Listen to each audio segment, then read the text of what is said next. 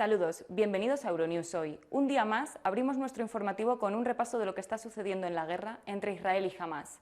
El ejército israelí combate casa por casa en la región de Khan Yunis, mientras la población gazatí intenta huir del conflicto. Se calcula que unos 16.000 palestinos han muerto desde que comenzase esta guerra. Por otro lado, Zelensky ha recibido un duro varapalo al ver cómo los republicanos estadounidenses han bloqueado en el Congreso la ayuda para Ucrania. Los republicanos dicen que no avanzarán en las ayudas a Ucrania e Israel hasta que Biden no endurezca las políticas anti-inmigración. Mientras, en Latinoamérica, el que fuera presidente de Perú, Alberto Fujimori, ha sido excarcelado por motivos humanitarios y el bolero ha sido declarado Patrimonio Cultural Inmaterial de la UNESCO. Comenzamos con los titulares del día. Las fuerzas israelíes comenzaron el miércoles fuertes combates casa por casa en la ciudad de Khan Yunis. Rusia celebrará elecciones presidenciales el 17 de marzo a las que presumiblemente se presentará Vladimir Putin con sus contrincantes en la cárcel o en el exilio. Ursula von der Leyen y Xi Jinping instan a abordar los desafíos globales juntos en la cumbre bilateral en Pekín. La fiesta de las luces de Lyon promete impresionar a los 2 millones de visitantes que se esperan en la ciudad francesa, con el nivel de alerta antiterrorista en Francia en su nivel más alto. Mientras la población de Gaza intenta huir hacia un área cada vez más pequeña de la franja, las fuerzas israelíes rodearon el miércoles el domicilio del líder de Hamás en Gaza, Yahya Sinwar, y comenzaron fuertes combates casa por casa en la ciudad de Khan Yunis. La población gazatí se encuentra en medio de una crisis humanitaria cada vez más grave. A los palestinos ya solo les queda la ciudad de Rafah en su huida desesperada, pero ni en el último lugar en el sur de la franja los gazatíes hallan refugio. Las autoridades de Gaza, controladas por el grupo islamista, advirtieron este miércoles de que ya no quedan hospitales operativos en el norte de la franja, y la Agencia de Naciones Unidas para los Refugiados Palestinos alertó de que todo el enclave se ha convertido en uno de los sitios más peligrosos del mundo. En total, más de 16.000 palestinos han muerto por los ataques israelíes desde que empezó la guerra el 7 de octubre, cuando Hamás lanzó un ataque sorpresa en Israel que se saldó con más de 1.200 fallecidos y más de 240 rehenes llevados a Gaza. El miércoles, el Gabinete de Seguridad de Israel aprobó un aumento mínimo adicional de la cantidad de combustible que se entrega a Gaza para evitar un colapso humanitario y el brote de epidemias en el sur de la franja. Desde que empezó el conflicto entre Israel y Hamás, aproximadamente el 80% de la población de Gaza, casi 2 millones de personas, han tenido que abandonar sus hogares. Una semana antes de la cumbre de líderes europeos, las divisiones en el bloque sobre la guerra entre Israel y Hamás han vuelto a ponerse de manifiesto. La polarización de opiniones en Europa sobre lo que está sucediendo en Oriente Medio es tan grande que los políticos que representan a la Unión Europea podrían llegar a pensárselo 2 veces antes de pronunciar sus palabras. A principios de esta semana, los asistentes a un acto de una ONG empezaron a abandonar la sala después de que el alto representante de la Unión Europea, Josep Borrell, dijera que Israel estaba cometiendo una carnicería en Gaza. Lo que estamos presenciando en Gaza es otra carnicería. ¿Cuántas víctimas? No lo sabemos, nadie lo sabe. Alguien calcula que unas 15.000. Pero me temo que debajo de los escombros de las casas destruidas deben ser muchas más, con un alto número de niños. Disculpe. La gente está yéndose de la sala. ¿La gente está yéndose de la sala? ¿Por qué? Tal vez dije algo inapropiado. El eurodiputado del Partido Popular, Antonio López Istúriz, cree que Borrell es parcial y sigue la agenda política del gobierno de España, también socialista. Según el político, el alto representante fue demasiado lejos al acusar a Israel de una masacre, ya que en su opinión el Estado judío respeta el derecho internacional. Tenemos que esperar al Consejo Europeo para ver cuál es la posición de los diferentes Estados miembros. Y si podemos llegar a una posición común, eso sería lo ideal. Pero mientras tanto, hay opiniones diferentes. Eso es lo que debe reflejar el alto representante, no solo un lado de la historia. Las tensiones entre los líderes de la Unión Europea ya se habían hecho visibles antes, como con la visita de los líderes belga y español a la región, donde criticaron a Israel por el sufrimiento de los palestinos. Mientras Bélgica y España tienen un enfoque tradicionalmente más pro-palestino, Alemania y Hungría se cuentan entre los países más pro-israelíes de la Unión Europea. Todo el mundo en la Unión Europea está de acuerdo, por supuesto, en que hay que evitar víctimas civiles en Gaza. Es algo que mencionan claramente todas las capitales. Sin embargo, donde vemos divisiones entre los Estados miembros es en el derecho de Israel a la autodefensa. Ahora algunos de los Estados miembros de la Unión Europea se toman estos argumentos muy en serio y apoyan a Israel en este sentido. Pero vemos otros Estados miembros de la Unión Europea que en realidad tratan de paliar este derecho de autodefensa argumentando que debe haber proporcionalidad y que la respuesta de Israel no es en absoluto proporcional. La posición oficial de la Unión Europea sobre el conflicto pasa por solidarizarse con Israel y apoyar su derecho a la autodefensa. De acuerdo, eso sí, con el derecho internacional humanitario.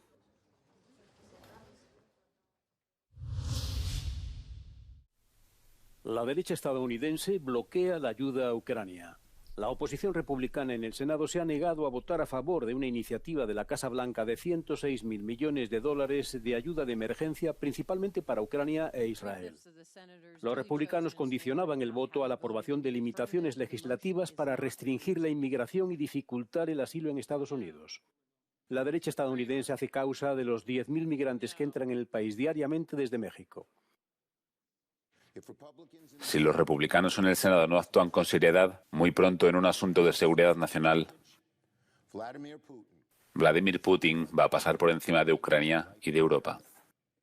Horas antes de la votación, el presidente ucraniano Volodymyr Zelensky pidió a los líderes del G7 que siguieran ayudando a contener el avance de Rusia.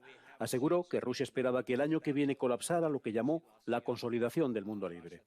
Washington acaba de aprobar un presupuesto para armas de 175 millones de dólares, pero ese presupuesto ya estaba acordado. La Casa Blanca alertó de que al final de año el gobierno estadounidense no tendrá dinero para apoyar a Ucrania en su lucha contra Rusia y se quedará sin recursos para adquirir más armas y equipos para Kiev. Rusia celebrará elecciones presidenciales el 17 de marzo. La Cámara Baja del Parlamento ruso fijó la fecha para una votación sin incógnitas que allana el camino a otro mandato de Vladimir Putin, de 71 años, que aún no ha presentado su candidatura. Putin modificó la constitución rusa que establecía un límite de mandatos de tal forma que aún puede presentarse a otras 2 elecciones presidenciales para un ejercicio de 6 años cada una, lo que podría mantenerlo en el poder al menos hasta 2030. No hay ningún rival destacado, ya que todos sus principales contrincantes están en la cárcel o en el exilio. Putin trata en Emiratos Árabes Unidos las guerras de Ucrania y de Israel en Gaza. Se reunió con el presidente de Emiratos, Mohammed bin Zayed, principal socio comercial de Rusia en el mundo árabe. Ambos países cooperan en el marco de la OPEP Plus en proyectos en los sectores petrolero y gasístico. El avión de Putin fue escoltado por 4 cazas rusos durante el vuelo que le llevó hasta Emiratos. Este viaje fuera de Rusia, que le llevará también a Arabia Saudí, es el tercero que realiza el presidente ruso en 2023 desde que la Corte Penal Internacional dictó una orden de detención por presuntos crímenes de guerra en Ucrania.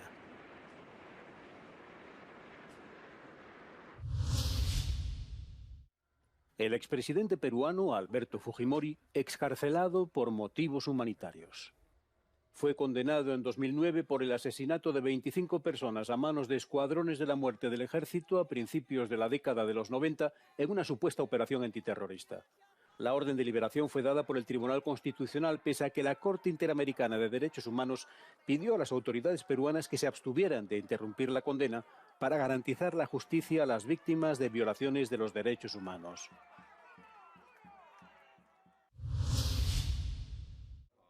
El presidente de China, Xi Jinping, se reunió hoy en Pekín con el presidente del Consejo Europeo, Charles Michel, y la presidenta de la Comisión Europea, Ursula von der Leyen, en la primera cumbre presencial desde 2019. Tanto el presidente chino como von der Leyen instaron a que China y la Unión Europea afronten juntos los desafíos globales, incluso cuando sus intereses no coinciden. Durante la cumbre, los líderes abordaron temas controvertidos como las disputas comerciales y la guerra en Ucrania, que China ha evitado condenar.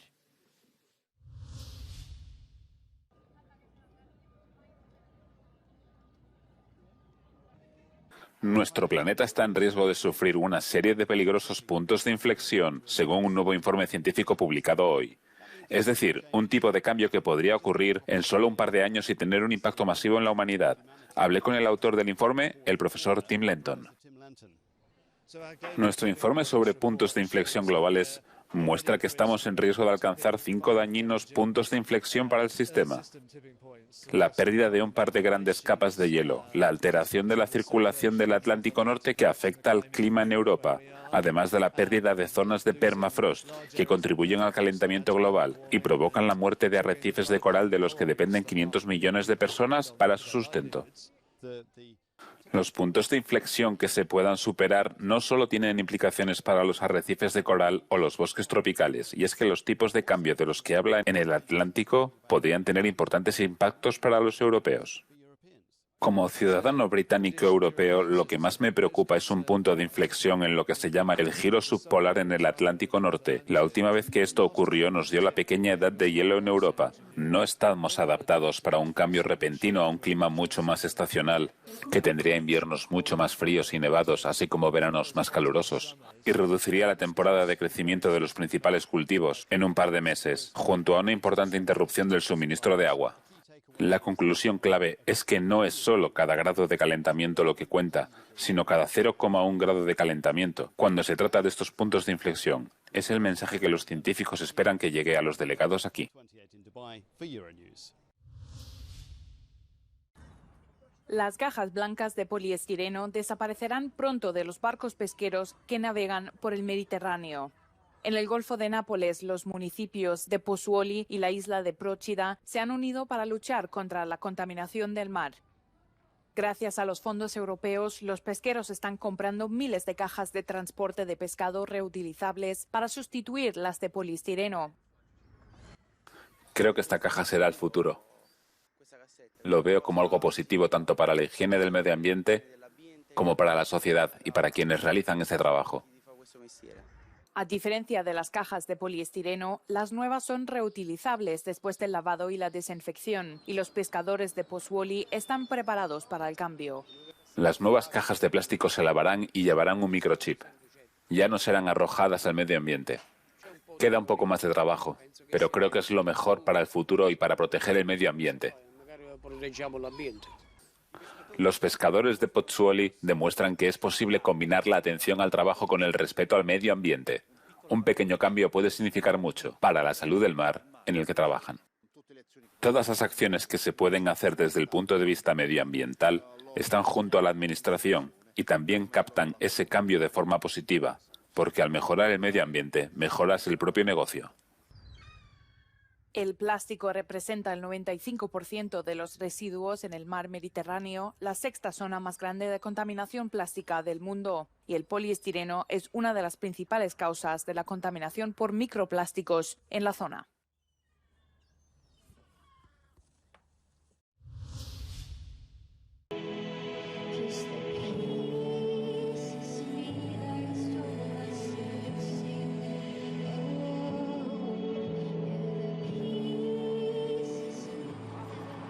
La artista finlandesa Charlina ha interpretado este miércoles en Bruselas la canción Pieces of Me, sobre su experiencia como superviviente de abusos infantiles. Ha sido una de las activistas y supervivientes que ha entregado al Parlamento Europeo una petición con más de 500.000 firmas recogidas por la ONG Justice Initiative. Piden un reglamento lo suficientemente duro como para prevenir y combatir el abuso sexual infantil en línea, después de que la legislación que aprobó la Comisión de Justicia de la Eurocámara modificara el texto inicial de la Comisión Europea. Muchos niños han sufrido violencia sexual en su infancia y hoy en día más que nunca, porque tenemos este nuevo patio en línea que no tiene normas de seguridad para proteger a los niños de estos horribles crímenes, y para mí es muy importante garantizar que nadie tenga que experimentar lo que viví yo. Tras las críticas de organizaciones para la defensa de los derechos en línea, la Eurocámara eliminó la posibilidad de que las plataformas analizaran el contenido privado de los ciudadanos para detectar posibles delitos, para evitar que se vulnerara su privacidad. Se podrá hacer con orden judicial. El tribunal lo ordenará, y muy rápido, y también hemos puesto un montón de medidas para evitar que el material circule, porque eso es lo más importante. Queremos proteger a nuestros hijos. Tal vez no es 100% como todos queremos, pero es un compromiso que realmente podemos defender, que es un gran paso adelante para proteger los derechos de los niños. 1 de cada 3 usuarios de Internet es menor y en 2022 se registraron 32 millones de denuncias de presunta explotación sexual infantil en línea en todo el mundo. Otro miembro del Intergrupo de Derechos del Niño de la Eurocámara también espera que las empresas aumenten sus esfuerzos. La parte de la legislación que se ha debatido mucho es que sea tecnológicamente neutra. ¿Es realmente así? Porque ahora mismo un montón de empresas tecnológicas nos están diciendo solo tenemos una capacidad limitada para hacerlo. Pero yo creo mucho en el poder de la innovación y en el poder de la tecnología. Las negociaciones entre el Parlamento Europeo, el Consejo de la Unión Europea y la Comisión Europea para acordar una versión definitiva del texto deberían empezar pronto, pero muchos estados también están divididos y han pedido más tiempo para el debate nacional. La legislación de la Unión Europea sería una de las más completas del mundo y podría convertirse en referencia para otras regiones.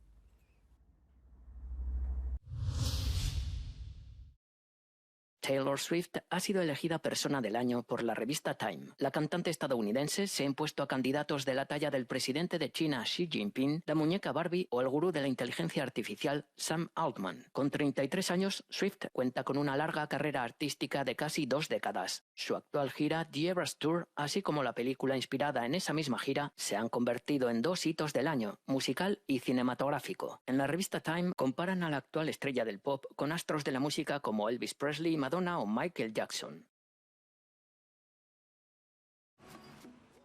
La UNESCO declara el bolero como Patrimonio Cultural Inmaterial de la Humanidad a propuesta de Cuba y México. En 2018 el bolero se inscribió en el Patrimonio Cultural Inmaterial de México, mientras que Cuba lo incluyó en su propia lista en 2021. El bolero es un género musical que nació en el siglo XIX en Cuba, donde se considera que el primer bolero fue Tristezas, escrito por el cubano José Pepe Sánchez en Santiago de Cuba en 1883.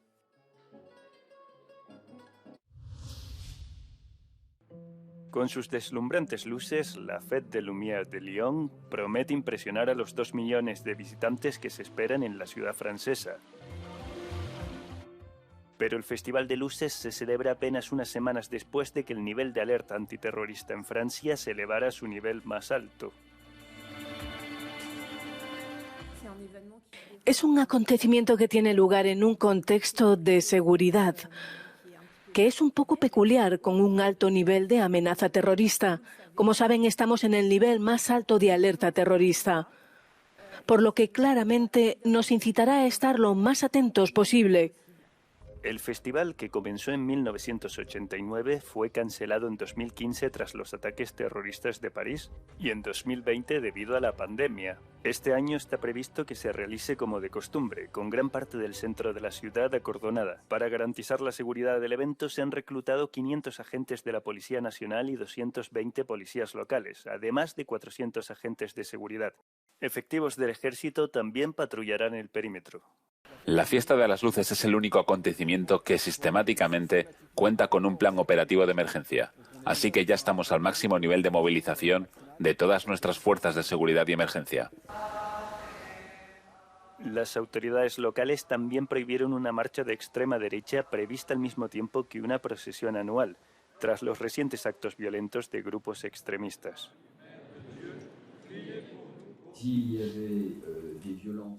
Si se intentan o cometen actos violentos en las inmediaciones o al margen del evento, por pequeños grupos violentos, por supuesto intervendremos, en función de la naturaleza de los delitos cometidos.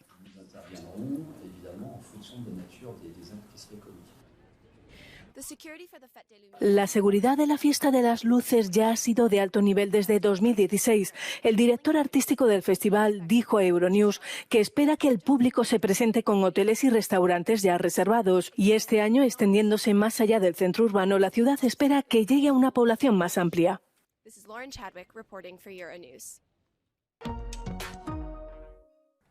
Hasta aquí la información. Ya saben que pueden mantenerse al día consultando nuestra web y a través de nuestras redes sociales. No olviden suscribirse al canal para no perderse ningún Euronews hoy. Ahora les dejamos con el vídeo No Comment del día, en el que podrán ver a un compungido Kim Jong-un rogando a las mujeres norcoreanas que tengan más hijos. Que disfruten del día.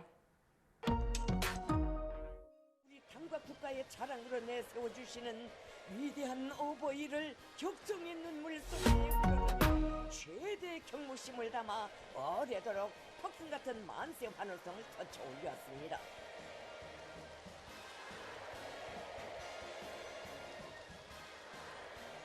경애하는 김정은 동지께서는 행복한 훌륭히 키워가는 어머니들의 가슴 속에 당과 국가의 고민과 걱정을 먼저 생각하는 깨끗한 양심이고 혁명의 미래를 떠매고 나갈 새 세대들의 대오를 튼튼히 꾸리는 데 이바지하려는 숭고한 국민적 자각이라고 하면서 보고자는 이렇듯 고결하니 하여 긍지 높이 언급했습니다.